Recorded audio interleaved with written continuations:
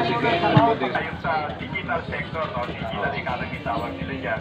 Yung nabanggit mo, healthcare sector, no? Kasama din yan, no?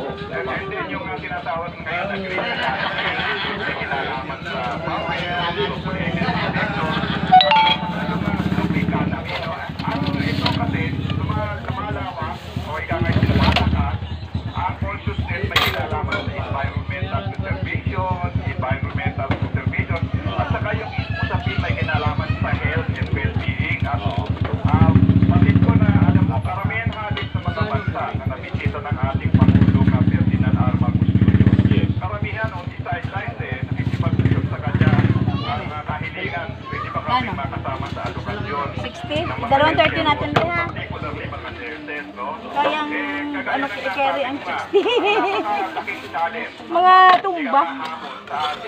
Paano ba natin matutugunan yung mga sweldos ka? Mga beneficio. Alam natin na hindi tayo makasasabay. Sa'yo, madam. Meron malabak rin. Magkano sa'yo, madam? 25-30.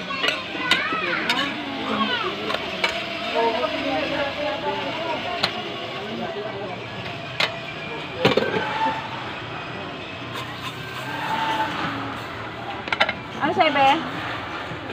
Turon? Ilan? Isang turon pa. Saging. Saging malagkit. Saging pa.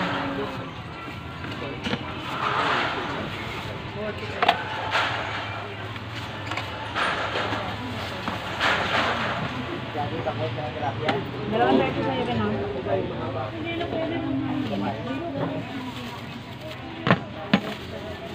Ito ba ah?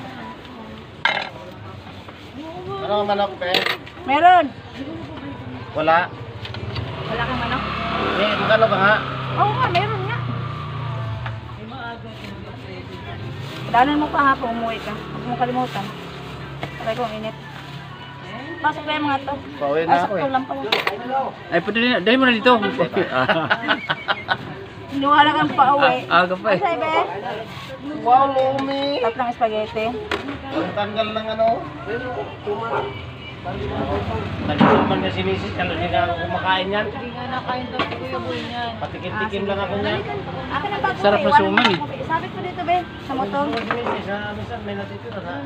Ano ba sabi? Ano ba na ang kasama nito? Wala na. Wala kang photo. Biko. Partner. Kamot na, usap pa.